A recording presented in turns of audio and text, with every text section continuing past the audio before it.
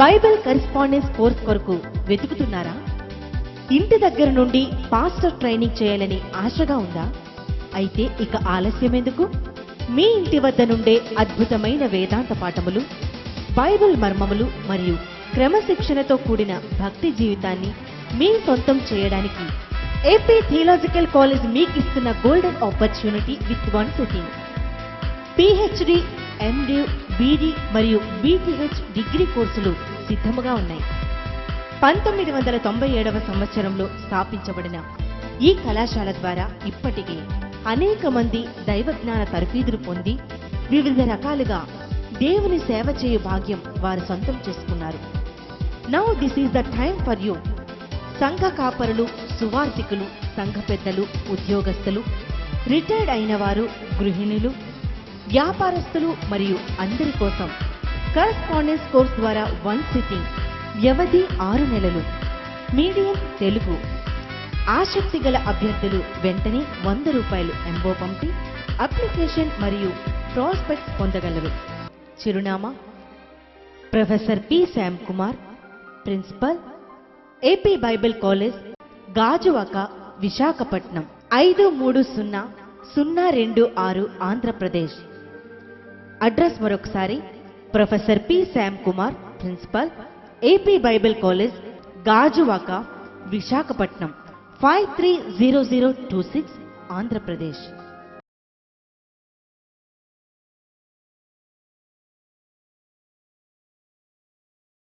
ఆధ్యాత్మిక సందేహాలకు సమాధానమే ఈ వాక్యాన్వేషణ.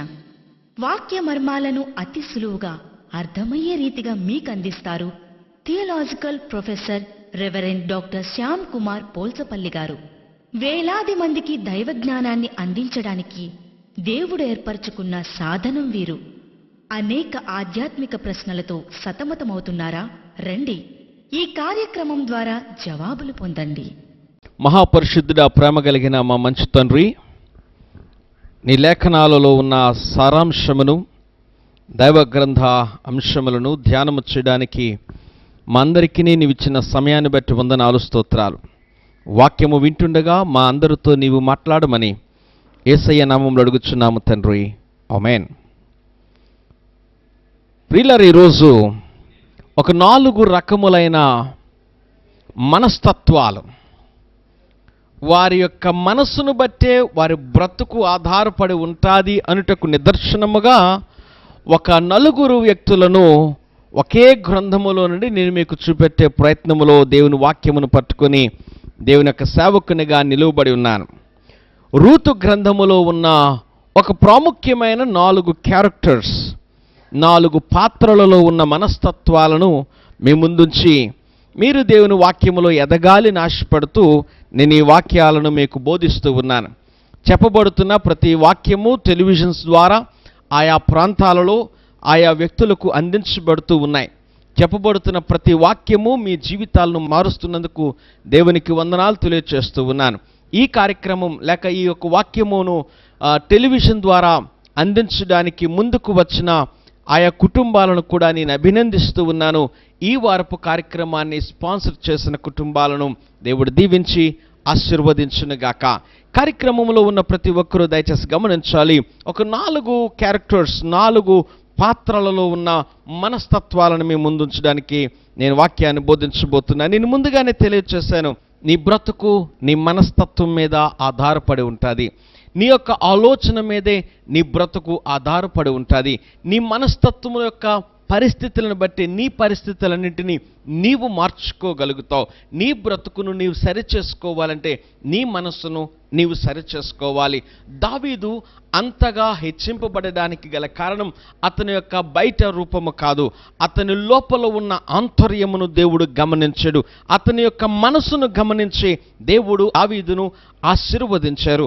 దావీదు ఉన్నతమైన ఒక చక్రవర్తిగా, ఒక రాజుగా ఎదగడానికి గల కారణం అతని కంటే అతని యొక్క సహోదరుల యొక్క బలము, అందము అతని కంటే ఎక్కువగా ఉన్న దేవుడు కోరుకున్నవాడు ఇతడే కాబోసు అని దైవ సేవకుడు అనుకున్న దేవుని యొక్క స్వరము ఆ దినమున వినిపించింది. దేవుడు పైరూపమును లక్ష్య పెట్టేవాడు కాదు, హృదయాంతరంగములను ఎరిగే దేవుడు.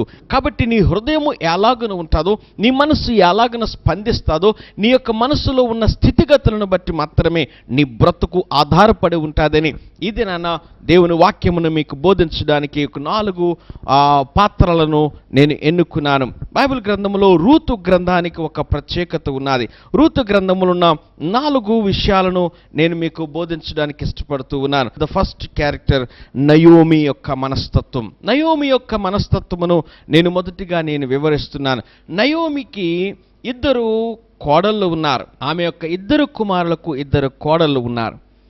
ప్రియులారా, 2 కోడళ్ళు ఆ యొక్క కుమారుల యొక్క భార్యలు అత్తగారితో కలిసి జీవిస్తూ ఉన్నవారు. ఈ నయోమి తన భర్తను కోల్పోయారు. తన యొక్క 2 మగబిడ్డలను ఆమె కోల్పోయిన తర్వాత తన దగ్గర ఉన్న 2 ఆడబిడ్డలను ఆనగలేక ఆ కోడలను తీసుకొని ఆమె కొన్ని మాటలు మాట్లాడుతున్నది. ఆమె మనస్తత్వము తన మాటల్లో అక్కడ స్పష్టంగా లేఖనాల్లో రాయబడ్డది. ఎలాంటి మనస్తత్వం అంటే ప్రియులారా, మొదటి అధ్యాయము 8వ వచనములో అత్తగారు నయోమి తన 2 కోడలను ఉద్దేశించి మాట్లాడుతున్నారు. మీరు మోయాబుకు వెళ్ళిపోండి, మీ పాత స్థితికి వెళ్ళిపోండి, మీ పాత జీవితమునకు వెళ్ళిపోండి. నేను మిమ్మల్ని ప్రేమతో పంపిస్తూ ఉన్నాను. నా దగ్గర మీరు సుఖపడలేరు, నా దగ్గర మీ బ్రతుకులను కొనసాగించలేరు.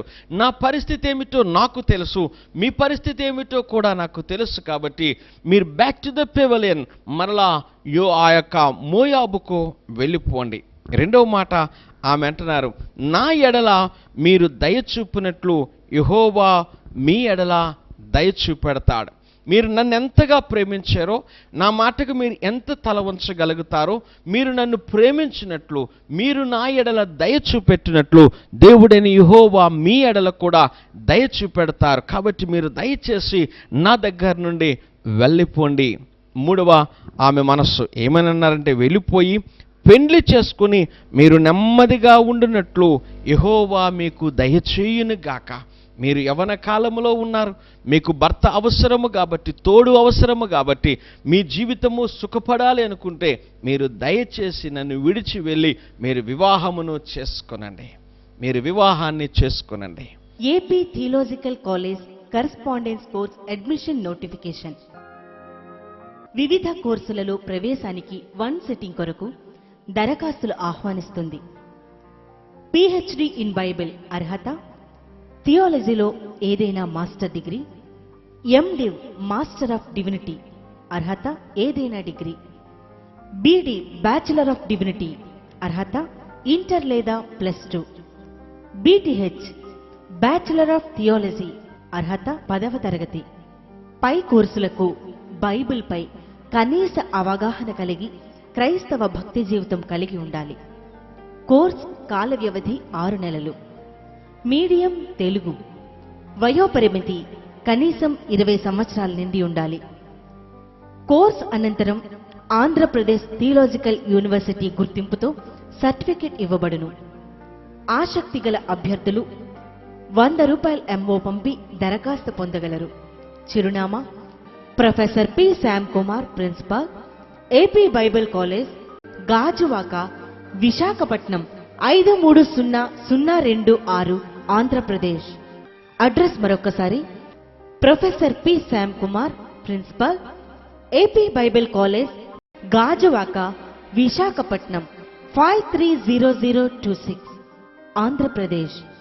మీరు వెళ్ళిపోండి, యెహోవా మిమ్మల్ని ఆదరించి యెహోవా మీకు నెమ్మది దయచేలాగున నా దగ్గర నుండి మీరు వెళ్ళిపోండి. 4వ మాట, వారిద్దరిని ఆమె ముద్దు పెట్టుకున్నది. ఆమె చక్కగా సాధనంపడానికి వారిరువురిని ప్రేమతో పంపిస్తూ 2 కోడలను బహుగా ప్రేమించిన ఒక అత్తగారు, ఒక మంచి మోడల్ రోల్. ఈ సమాజంలో మరి ఎందుకు ఎలాగనైపోయిందో నాకైతే ఇంకను తెలియదు. కానీ అత్తగారు అనేసరికి ఆమెను ఏదో ఒక విధమైన ఒక రాక్షసులాగు, ఒక ప్రత్యేకమైన మనస్తత్వము కలిగిన ఆమెగాను, ఆమె పడని వ్యక్తిగాను, అత్త అనేసరికి ఒక భయంకరమైన మనస్తత్వము కలిగిన స్త్రీగా చూసే సమాజం ఇది. అత్తను ప్రేమించడము నేర్చుకోవాలి. చాలా వివాహాలు నేను చేశాను. కొన్ని వందల ప్రసంగాలు వివాహాలలో చేశాను. చేసినవి వందల్లో ఉన్నాయి, ప్రసంగాలు ఇంకా ఎక్కువ వందల్లోనే ఉన్నాయి. ఈ వివాహాల సందర్భంలో నేను ఒక మాటను చెప్తాను. రింగులు మార్పించుకుంటారు, రింగ్స్ ఎక్స్చేంజ్ అవుతాయి, బైబిల్స్ ఎక్స్చేంజ్ చేస్తారు, లేక దండల మార్పిడి జరుగుతుంది. రకరకాలైనవి వారు ఇచ్చిపుచ్చుకున్నట్టు ద్వారా. నేను సర్వసాధారణంగా అందరితో చెప్పే ఒక అమూల్యమైన మాట ఏమిటంటే, కుటుంబాలను ఇచ్చిపుచ్చుకుంటున్నారు. అత్తామామలు ఎలాగని ఉండాలంటే తల్లిదండ్రులుగా పిల్లలకు కనిపించాలి.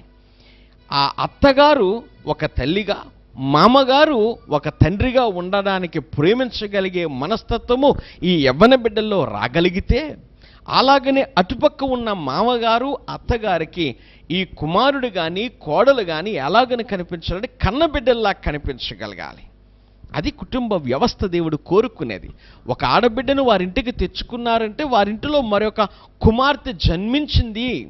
ఒక మగవాడు ఆ ఇంటికి వెళ్ళాడంటే, అల్లుడిగా వెళ్ళాడంటే ఆ ఇంటిలో ఒక మగవాడు మరొక కుమారుడు వచ్చాడు అన్నంత సంతోషము సంబంధాలు ఉండాలని నేను కోరుకుంటూ ఉంటాను.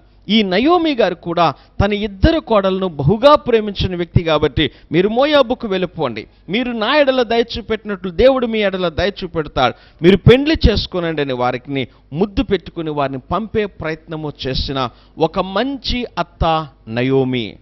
ఒక మంచి అత్త నయోమి వారి క్షేమమును కోరుకున్నదే కానీ వారిని తన వెంట ఉండమని బాధ పెట్టాలని కోరుకోలేదు. ఈ యొక్క కార్యక్రమంలో ఉన్న ప్రతి ఒక్కరూ స్త్రీలు, అలాగే కార్యక్రమాన్ని చూస్తున్న ప్రతి ఒక్క తల్లి, ఒకవేళ మీరు అత్త స్థానంలో ఉంటే మీ బిడ్డలను, మీ పిల్లలను మీరు ఎలాగునైతే ప్రేమిస్తారో మీ అల్లుడి గారిని అంతగా గౌరవించండి, మీ కోడల గారిని అంతగా ప్రేమించండి. ఆమెను తల్లిదండ్రులు లేని లోటు, తల్లిదండ్రులను విడిచిపెట్టి వచ్చిన లోటు మీ దగ్గర ఆమె ఏ రోజు పొందకుండా ఆమెను బహుగా ప్రేమించండి. కోడలను కూతురి కంటే ఎక్కువగా ప్రేమించాలి అని నేను అంటాను. ఇక్కడ వాక్యాన్ని గమనించాలి. నయోమి అంతటి స్త్రీ, అది ఆమె మొదటి క్యారెక్టర్. నేను రెండవ క్యారెక్టర్లోనికి నేను వెళ్తున్నాను. అది ఏమిటంటే, ఆమెకు ఇద్దరు కోడలు ఉన్నారు. ఆ మొదటి ఆమె పేరు ఓర్పా, రెండవ ఆమె పేరు రుతు.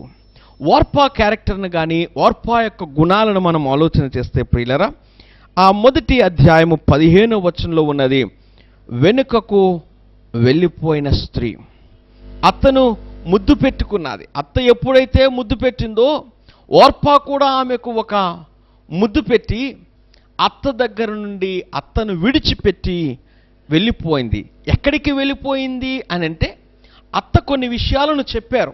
ఏమని?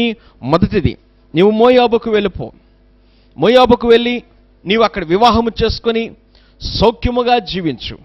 ఈమె ఎక్కడికి వెళ్ళింది అంటే, తన అత్తను విడిచిపెట్టి తన కన్నవారింటికి వెళ్ళి తన వివాహము చేసుకొని తన కుటుంబమును పాత కుటుంబ వ్యవస్థలోనికి మరలా వెళ్ళడానికే ఇష్టపడ్డది. కానీ అత్తగారితో కలిసి కష్టములను అనుభవించే ఆ మనస్తత్వము లేని ఒక కోడలు.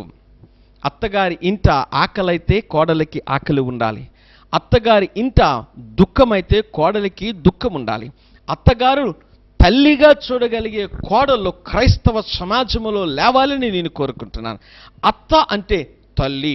నీ యొక్క తల్లిదండ్రులను నువ్వు ఎంత ప్రేమించావో ప్రియ సహోదరిలారా, మీ యొక్క అమ్మగారిని మీరు ఎంతో గౌరవిస్తున్నారో నా ప్రియమైన చెల్లెళ్ళారా, మేము అందరికి అక్కలకు నేను మనవి చేస్తూ ఉన్నాను, మీ అత్తగారిని అంతగా ప్రేమించండి. ఓర్పా అత్తను విడిచి వెళ్ళిపోయింది. అత్త కన్నీరు తనకు కన్నీరు కాదు, అత్త బాధ తనకు బాధ కాదు. అత్త దగ్గర నుండి ఒక్క మాట వచ్చింది, నీవు వెళ్ళు అనగానే ఆమె వెంటనే వెళ్ళిపోయింది ముద్దు పెట్టి. అంతేగాని అత్త వెనక ఉండే కోడలు కాదు ఓర్పా. బైబిల్ మన సామాజిక జీవితాన్ని కూడా మనకు బోధించేది ఒక మంచి గ్రంథము బైబిల్ గ్రంథం. కాబట్టి బైబిల్ను ఎక్కువగా చదవగలిగితే కుటుంబాన్ని చక్కగా నడిపించుకోగలుగుతారు, సమాజంలో చక్కగా జీవించగలుగుతారు. ఎక్కడ ఎలాగను మాట్లాడాలో ఈ బైబిల్ గ్రంథము మనకు బోధిస్తుంది. కాబట్టి ఎక్కడ ఎలాగను నడవాలో మనకు తెలియపరచబడుతుంది. కాబట్టి బైబిల్ను ఎక్కువ చదవండి. నీ వాక్యము నా పాదములకు దీపము, నా త్రోవకు వెలుగైనది. దేవుని యొక్క వాక్యాన్ని మీరు చదవడం వల్ల, దేవుని యొక్క లేఖనాలను తెలుసుకోవడం వల్ల బైబిల్ని మీరు అర్థం చేసుకోగలిగితే సమాజంలో బ్రతకగలరు అని నేను మనవి చేస్తున్నాను. ఈ యొక్క రూతు గ్రంథాన్ని మనం ఆలోచన చేసినట్లయితే రూతు గ్రంథములో కనిపిస్తూ ఉన్నది నయోమి అనే అత్తగారి యొక్క పాత్ర. రెండవది కోడలైన పెద్ద కోడలైన ఓర్పా యొక్క పాత్ర. వెళ్ళిపోయింది, అత్తను విడిచిపెట్టి వెళ్ళిపోయింది. ఆ అత్త యొక్క సమస్యలు తన సమస్యలు కావని, అత్తగారి యొక్క బాధలు తన బాధలు కావని అత్తను ఒంటరిగా వదిలిపెట్టి వెళ్ళిపోవడానికి తీర్మానం తీసుకున్నది. కానీ అత్త పరిస్థితిని గురించి ఆలోచన చెయ్యని కోడలు, రెండవ కోడలు ఉన్నది. ఆమె పేరు రూతు. బైబిల్లో ఆమె ఆశీర్వదించబడిన స్త్రీ. ఎందుకు ఆమె అంతగా ఆశీర్వదించబడ్డాదో తెలుసా? రూతు ఎంత ఆశీర్వదించబడ్డాదో తెలుసా? యేసు ప్రభు వారి యొక్క వంశావళి వెనకకు వెళితే రూతులో నుండి యేసు ప్రభు వారు జన్మించారు. హల్లెలూయా. రూతులో నుండి యేసయ్య యొక్క జనన విధము అనగా ఆయన యొక్క జీనియాలజీ వంశావళి వెనకకు వెళితే యేసు ప్రభు వారి యొక్క తాతలు గారిని మనం అలాగను చూసుకుని వెళ్తే రూతు అనే ఒక స్త్రీ కనబడుతుంది. అంతగా రూతు ఆశీర్వదించబడడానికి గల కారణం, నేను రూతు అనే మాటను ఉచ్చరించడానికి కొంచెం అభ్యంతర పడుతూ ఉన్నాను. ఆమె మహా దైవజనురాలు లేక దేవుని యొక్క ప్రియమైన క్యారెక్టర్ కాబట్టి రూతమ్మ అంటే చాలా బాగుంటుందేమో, ఆమెను రూతమ్మ గారు అంటే ఇంకా బాగుంటుందేమో. ఎందుకంటే ఆయా పాత్రలకు మనము విలువ ఇవ్వాలి, ఆయా పేర్లకు మనము విలువ ఇవ్వాలి, ఆయా వ్యక్తులకు మనము విలువనివ్వాలి. బైబిల్ గ్రంథములో ఉన్న ప్రతి ఒక్కరికి మనము విలువనివ్వడం నేర్చుకుందాం. ఈ రూతు గ్రంథములో ఉన్న రూతమ్మ, ఆ రూతు గారు అద్భుతమైన ఒక కోడలు. ఆమెను గురించి బైబిల్లో ఉంది, అత్త ముద్దు పెట్టి సగనంపితే అత్తగారు నేను వెళ్ళనండి, నేను మీ దగ్గరే ఉంటాను అని అత్తను కౌగిలించుకున్నది. మీ కష్టం నా కష్టం అండి, మీ బాధలు నా బాధలండి. ఒకరోజు ఒక పెళ్లి ప్రసంగంలో నేను ఈ వాక్యాన్ని బోధించాను.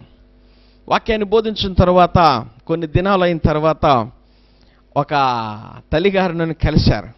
మాటల్లో మాట్లాడుతూ, అయ్యో మీ వాక్యాన్ని మేము బాగా విన్నాం, ఆ రోజు పెళ్లి ప్రసంగంలో చాలా బాగుంది, మా కోడలు మనసు మారిపోయింది సార్ మీ వాక్యం విన్నాక. ఏంటైందమ్మా?